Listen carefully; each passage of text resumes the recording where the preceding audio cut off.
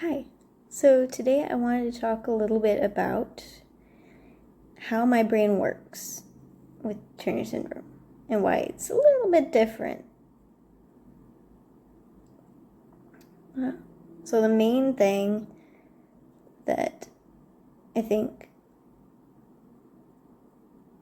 defines how the brain works a lot of times in Turner syndrome, and this is not every case, because like I've said before, Turner syndrome is a huge spectrum of things you can see. But there is a very high correlation between Turner syndrome and a learning disability called nonverbal learning disability, or NLD. So with NLD, intelligence is generally average.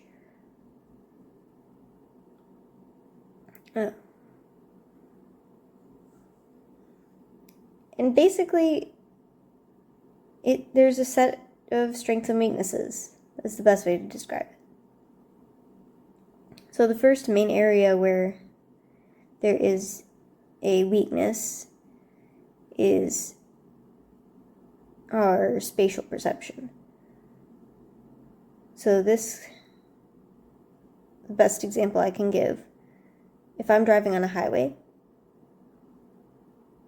which I don't drive on highways, just so you know, if I were to look in another lane because I needed to make a lane change, and there was a car somewhere back behind me in the other lane, I would have a very hard time being able to judge, okay, that car is going such and such a speed, and it's that far away. Do I have space to be able to change lanes? Yeah. Like, overall, judging the distance between objects and where they are in relation to each other is very hard for me, at least. And this also goes into the realm of overall navigation, can be a challenge. With Turner syndrome and NLD, we also see a tendency for there to be a weakness in organizational skills. That's definitely something that happens with me a lot. For example, middle school was a hot mess for me. I have had a tendency to have just one utilitarian folder that I put things from every class in that one folder.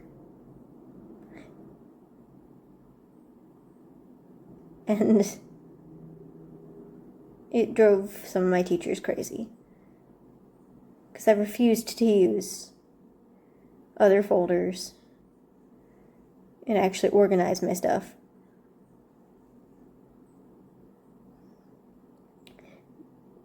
That's gotten better since those middle school years, obviously, but sometimes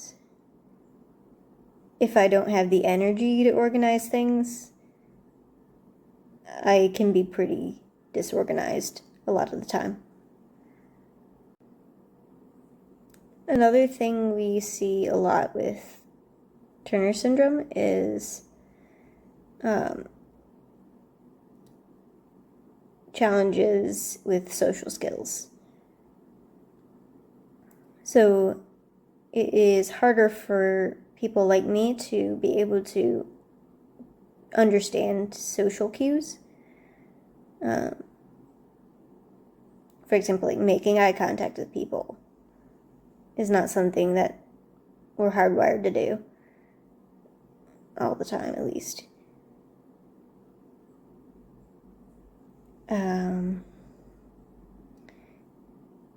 Sometimes I've driven my sister crazy because we can be in the same general space. And if I have in my brain a mission I need to accomplish, like, okay, I need to go get this from this drawer, I will just, as long as I can physically fit in the space to get there, I will disregard all boundaries of personal space to be able to get what I need to get to.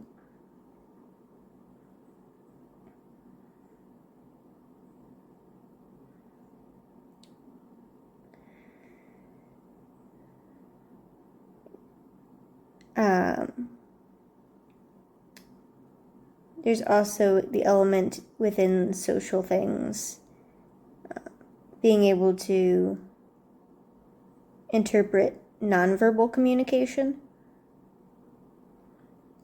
So being able to read facial expressions can be a challenge for people with Turner syndrome with NLD.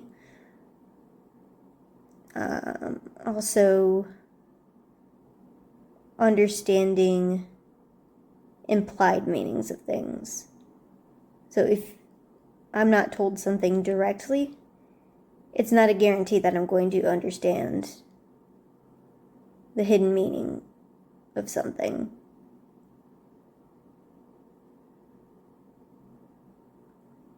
When I was younger, you could tell that with jokes in particular, I couldn't always tell when people were joking or not joking because I would take things pretty literally. So another thing you'll see with Turner syndrome a lot is difficulty adjusting to new situations or changes in routine. Very much a struggle, at least for me. When I was like early elementary school, my mom will tell the story that she would be a room parent at my school. And so as a room parent, she would come in sometimes to read stories to the class. Well, if she was so much as a second or two late, I was starting to freak out. And I would be throwing a fit. Because she's supposed to be here this time. She's not here. Why isn't she here?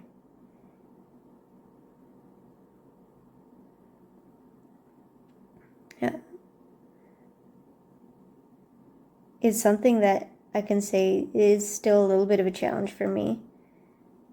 If I have my brain set on the way something is supposed to be, and the plan changes, I do have a hard time being able to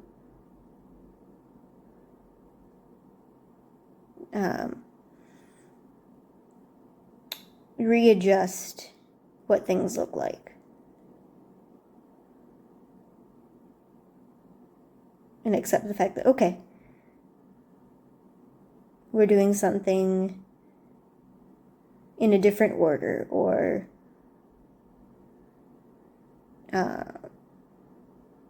things are going to be later than initially they were going to be. I have to be very intentional about just taking a deep breath and being like, okay, it's not a big deal, not the end of the world.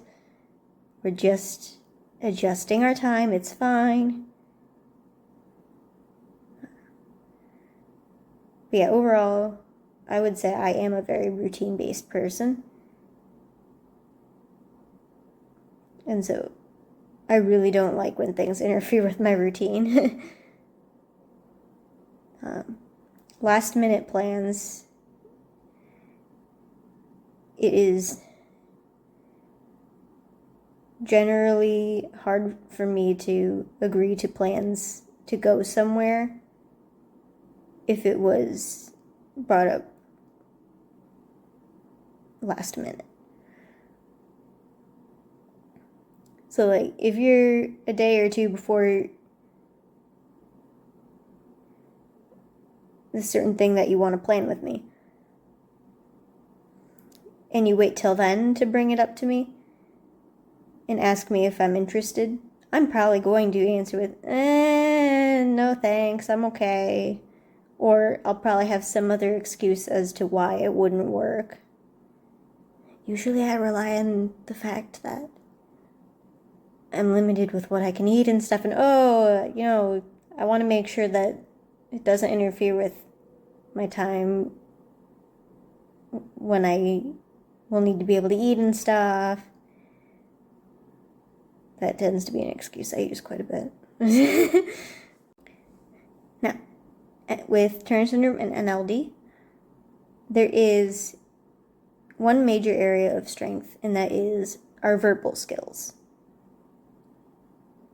So we don't have a problem being able to know what we want to say and be able to communicate what we want.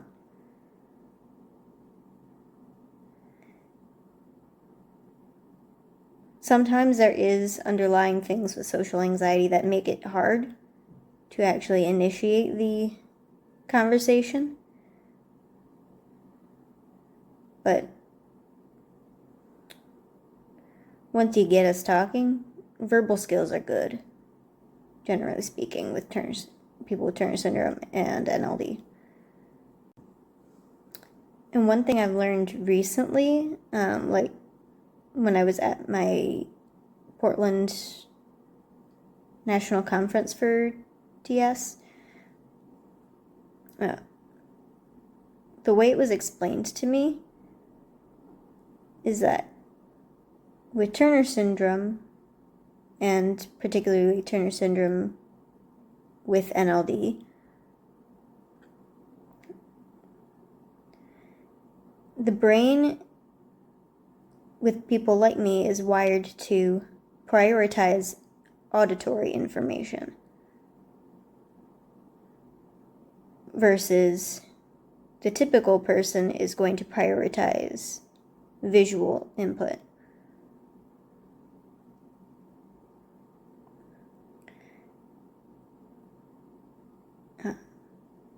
So that's part of the reason why eye contact can be something that we have to be intentional about working on, because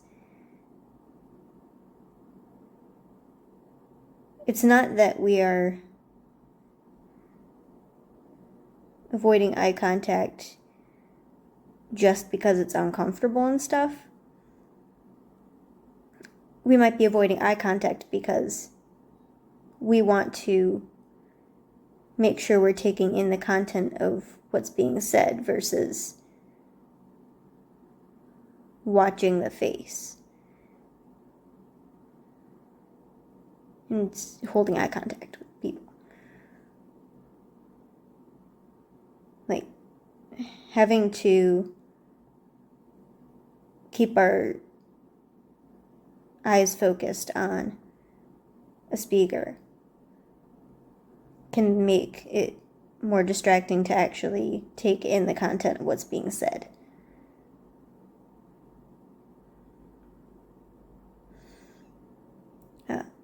It's funny, I've described this before.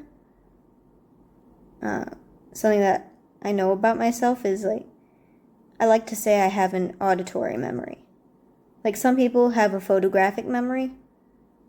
I have the auditory version of that. So, when I was in school, I would be really good at tests if the teacher worded the question in the same way that it was said in class, because my brain was able to easily memorize information based on the way that it was said when it was taught to me.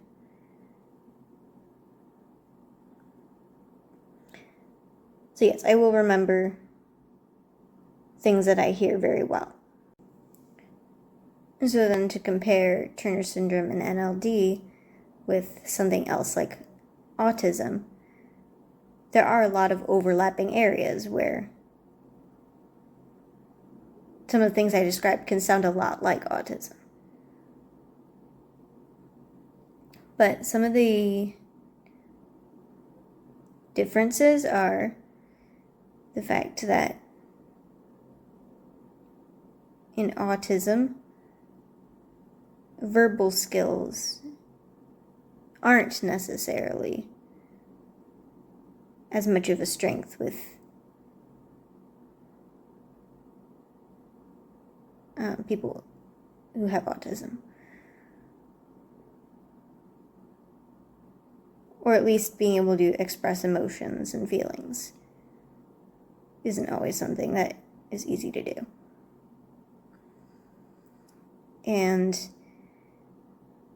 there's also the difference in the area with the spatial perception. That's more unique to NLD. That's not something that is always connected to autism necessarily. Yeah. So basically that's the rundown of how my brain works and why it works differently.